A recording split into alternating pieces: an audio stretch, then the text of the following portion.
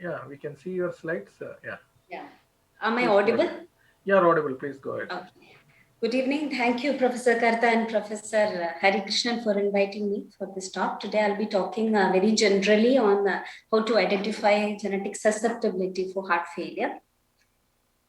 To put it very simply, I need not explain much about heart failure here. Heart failure occurs when the cardiac output fails to meet the metabolic demands of the body. Pathogenesis of heart failure, as we all know now, involves a complex interaction between genetic and environmental factors. And the genetic contribution to heart failure is relatively minor in multifactorial diseases, but it is more direct and profound in the cases of familial cases due to familial cardiomyopathies. The risk of multifactorial heart failure also depends to some extent on genetic predisposition. Around the heritability was calculated to be around 18% so far. And genetic factors can influence at three stages in the pathogenesis of the disease. Genetic factors can influence the susceptibility to shape the underlying etiology of heart failures like CAD, hypertension, and myopathies, and it can also determine the rapidity of the disease progression. It has a role in determining the response to pharmacological therapy and prognosis. And knowledge about HF, heart failure, has evolved in three phases. The first phase was the initial description of the problem, which was successful by the discoveries of X-rays and electrocardiogram. And second was hemodynamic era, where procedures and treatments focusing to optimize circulation were discovered. It's believed that we are in the third era, that is the current phase, which is genetic and molecular aspects in heart failure. And this started in 1990 when Seidman Lab actually reported the first molecular cause of familial cardiomyopathy, a missense mutation in cardiac beta myosin heavy chain. And currently, the more focus is given on three aspects of genetics.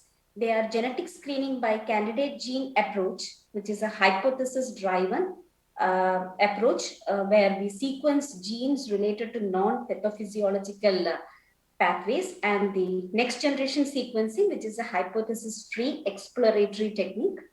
The second focus area in genetics is genetics derived molecular basis of cardiac contraction and relaxation. And finally, precision medicine and personalized medicine. And heart failure pathogenesis is complex. Of course, the genetic contribution is also complex.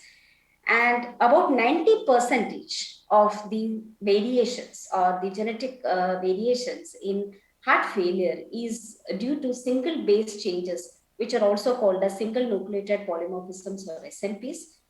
At one end of the disease spectrum, there are familial monogenic HF syndromes with single causative gene mutations with or without a modifying gene mutation that will create high penetrance or expressivity phenotypic characteristic. They are inherited in an autosomal dominant way where even a single mutated allele from one parent. So most of the cases in HF, that too in the inherited forms, they are autosomal dominant. And at the other end of the spectrum, HF susceptibility might be influenced by more common but less penetrant genetic variants. Here, several common variants interact among themselves and with the environmental factors to determine the heart failure susceptibility. Most of the initial data in the heart disease come from cardiomyopathy research. In the early part of the heart failure associated genetic research, genetic linkage analysis was used. And genetic linkage analysis were used by studying the genes which were near to these DNA markers, which were seen to be inherited by all the patients, all the affected members of a particular family. So that area will be selected, and that area with those genes which are near to the DNA markers were sequenced for finding out the mutations which are responsible for the disease. And by linkage analysis, several contractile apparatus, like genes in contractile apparatus of cardiomyocytes were found, and that actually seem to correlate well with the defective contractile dysfunction, relaxation dysfunction in HF cases. That's why those genes were selected. And subsequently, several genes in this contractile apparatus, or say sarcomere, cardiomyocyte sarcomere, were found to be associated with cardiomyopathies and heart failure. And so that later on, they were collectively, such kind of cardiomyopathies were called as a disease of sarcomere dysfunction. And most of the mutations so far has been picked up in myosin heavy chain and myosin binding protein C. And a paradigm shift happened when DNA sequencing became very cheap and very robust. So that around 1,500 other mutations were found after the initial discovery in a very short span of time. And that also, those were all in the sarcomeric proteins in the cardiomyocytes, and also some desmoplakin genes which are involved in the intracellular adhesion. And these were all in cardiomyocardial patients. Familial cardiomyopathies are inherited in autosomal dominant pattern. As I have already explained, most of the mutations fall in around 9 genes, and they actually affect the actin light chain, myosin heavy chain, and the myosin heads, and thus affecting the contractile nature of the sarcomere in cardiomyocytes. You can see here the protein components of sarcomere that were found to be mutated in hypertrophic cardiomyopathy. Actually, all these studies led to the idea that LV hypertrophy is not a primary manifestation, but it develops as a compensatory mechanism to sarcomere dysfunction. So such studies are good examples of genetics-derived molecular basis of cardiac contraction and relaxation. In this slide, I have given a nutshell of all the mutation studies so far done in cardiomyopathies which are related to heart failure. Here, most of the mutations are there in the sarcomere proteins, which are giving rise to hypertrophic cardiomyopathy as well as dilated cardiomyopathy. And arrhythmogenic cardiomyopathies are a result of mutations in desmosome proteins. But the next question will be, the same, mutations in sarcomere is causing totally different cardiomyopathies like HCM and DCM. Why it is so? It is because those mutations in HCM are causing myocyte hypercontractility and excessive energy use, and those mutations in DCM patients are giving rise to decreased myocyte activation. Totally two new phenomena. Now, beside heart failure due to cardiomyopathies, identification of a pathogenic mutation in sporadic cases were also done mostly by candidate gene analysis and NGS, and polymorphisms have been found in the genes like which are involved in renin, angiotensin, aldosterone system, as well as beta-2 adrenergic receptors, as well as some inflammatory genes as well. NGS technologies, I just refer to it. NGS technologies are nothing but the sophisticated form of the earlier DNA sequencing, but here they are based on parallel sequencing fragments simultaneously. The sequencing reads are very short, and they are actually aligned together by bioinformatic tools, and then the whole sequence is made. That's it. And there are two types of next generation sequencing. One is whole exome sequencing and one is whole genome sequencing. And whole exome sequencing, as the name implies, sequence all the exomes in the genome, and whole genome sequencing sequence all the non-coding as well as the coding sequence of the genome.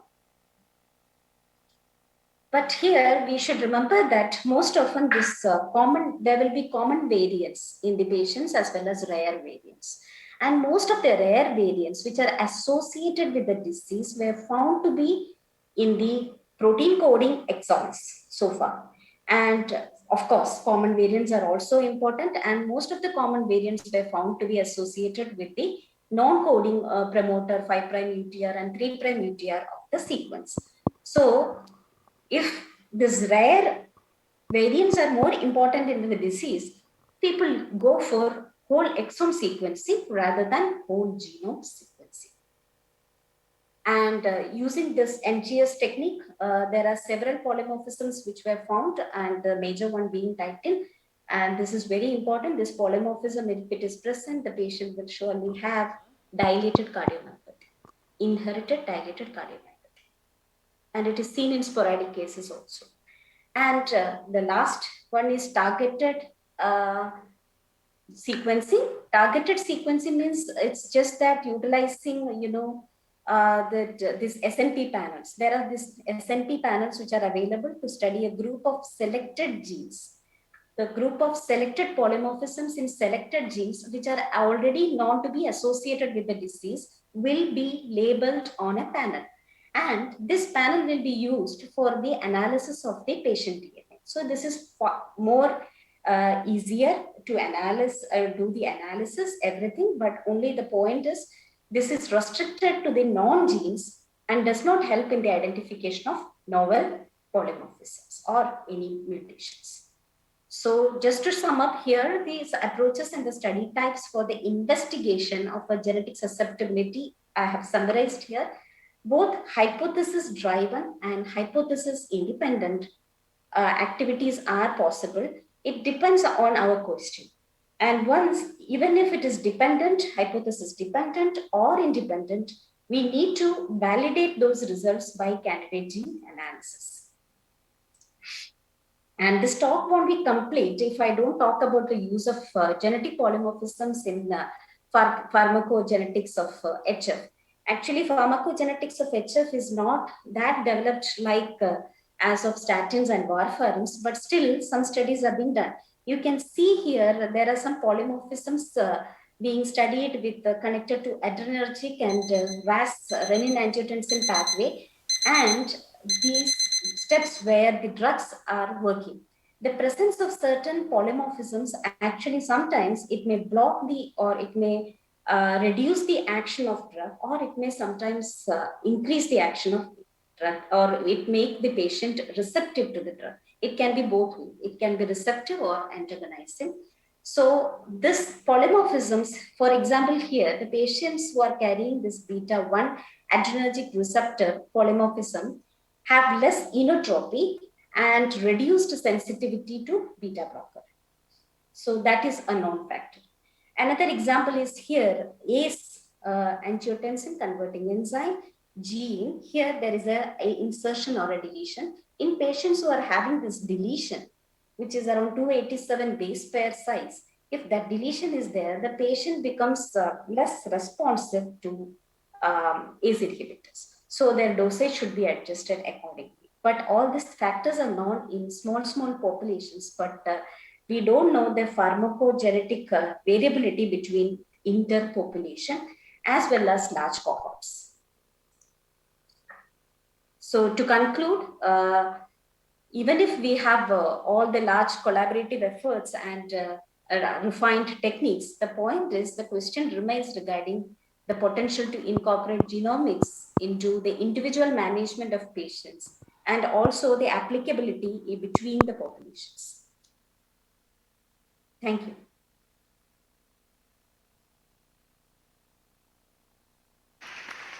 Thank you, Sumi, for that excellent didactic presentation. So I think we are right on time, so we'll pass the mic to Sanjay and Jeemon for concluding remarks. Sanjay? Sanjay and Jeemon? Yeah. Can I have one query? Just one basic regarding Sumi's. Yeah, carry on. Yeah. Dr. Sumi, see, you said that majority of the mutations variants involve the non-coding sequences. Why? So how do they get expressed, or how do they get? How do they affect the architecture of a cell or metabolism of a cell of a myocyte? Actually, most of these polymorphisms in these non-coding areas, they act like a modifier of the original polymorphism, which is present somewhere else in the gene. So it actually modifies. And how it acts is because, like, if you can imagine that the polymorphism is in the promoter region of a gene. So promoter region of the gene actually decides whether the gene should be expressed or it should be repressed. So by chance, if this polymorphism is happening in the promoter region, and that too in the hotspot area, then the gene will express more, and accordingly the function will change, and that will affect the pathophysiology. So that is, those are polymorphisms in promoter region. And there are some polymorphisms in the 3' UTR, that is the end of the sequence of the gene, just after the gene. So that will affect the microRNAs which are coming and binding to that area. If the sequence is different, sometimes the microRNA won't bind, or it may bind with more strength. And accordingly, pathophysiology will change. So these are few examples of polymorphisms in non-coding area. I hope I answered you. Yeah, thank you. So it's very thoughtful that a clinician, an epidemiologist and a clinician are asked to summarize the basic sciences. I guess that we need to build more bridges, linking both. We need to build bridges between clinical research as well as basic sciences more. So we had 4 talks where the researchers explained how basic science can come into aid of heart failure research by exemplifying with their labs and their work. And another talk where we learned how genomics or genetic modifications can be applied in heart failure and cardiomyopathy. Over to Dr. Jeemon, just to quickly summarize. Thank you. I think we have had 5 great presentations, and it's a difficult task to summarize all excellent presentations. I'm basically an epidemiologist. Even for an epidemiologist, those talks were reasonably clear. It started with Dr. Sumi from CCMP. Now he talked about large-scale transcriptomic studies, how it helped elucidate the complexity of gene regulation in heart failure, notably in the process of influencing cardiac hypertrophy, reverse modeling, and cardiac metabolism. He alluded to that most of the existing studies lack functional interpretation, focusing on identifying differentially expressed genes. He talked specifically about SERCA2 expressions and how it is linked to cardiac hypertrophy and the associated link RNAs, how they are upregulated. He explained various experiments where he inhibited SERC2 and also shown that by inducing hypertrophy, he can upregulate the link RNAs. So essentially saying that the link RNAs are involved in the upregulation of cardiac hypertrophy, that was reasonably clear. And he could even link that to the NFAT, and NFAT as a potential regulator in the link RNAs, especially the L72. Finally, is linked to a particular gene, so that is very useful. That it has a potential therapeutic target as well. So in the next talk from Dr. Jalil from RGCB, he talked about the metabolomics. He simply explained to me what is metabolomics, the principles behind metabolomics, so it was very clear.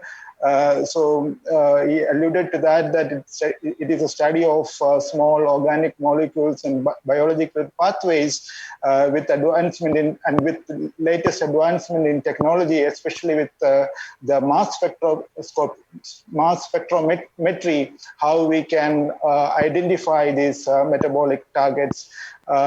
He also alluded to that this is a direct mirror for environmental influences. So if you want to study the environmental influences on the prognosis, the pathogenesis of any of disease condition, including heart failure, it's a potential opportunity to look at metabolomics targets. In the next presentation by Shashikumar Gupta, he talked about microRNAs in the detection and therapy of heart failure. He alluded to how it is helpful in monitoring the treatment response in heart failure, how it is associated with aging of cardiomyocytes, the cardiomyocyte apoptosis, the fibrosis of the cardiomyocytes, hypertrophy, inflammation, and even the hypoxic damage, especially in heart failure patients.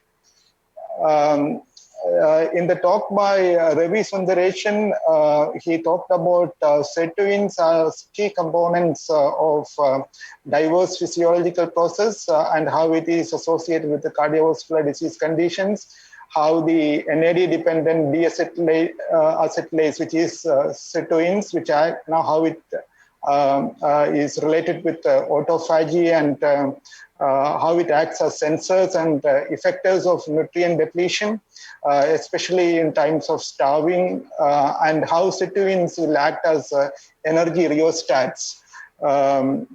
He talked about how it is regulated, how it acts as a regulator in heart failure, especially in cardiac hypertrophy. In the last talk on the genetic susceptibility, Dr. Sumi explained about different mechanisms. She talked about the monogenic inheritance, the multifactorial single nucleated polymorphisms, which are less penetrant than the monogenic forms, how it is associated with the cardiomyopathy, what are the different mechanisms, including the genome-wide association studies to look at variants, novel variants associated with heart failure. So overall, it was an excellent presentation. We have had great talks from 5 eminent people. I think I reasonably summarized it, and it's now over to Dr. Katta, Dr. Harikrishnan, to add any further comments. I think that was a brilliant, summarization of the proceeding. I doubt whether I could have done so well. Thank you, Jeemon. It was really good. Yeah, I think Jeemon did a very wonderful job. Very nice summary. Anand, can you mute yourself, please? Anand, please mute. It is a very wonderful summary. Thank you, Jeemon and Sanjay. And now we are slightly slightly late. So by a few minutes, we will go to the next session. So the next session, the summary and conclusions will be by Dr. Anup, and the recap and conclusions will be by Dr. Rajit Kumar and Dr. Harikrishnan. So the first speaker will be Dr. K. Shivakumar. He will be speaking on targeting cardiac fibroblast to mend the breaking heart. Over to you, Dr. Shivakumar.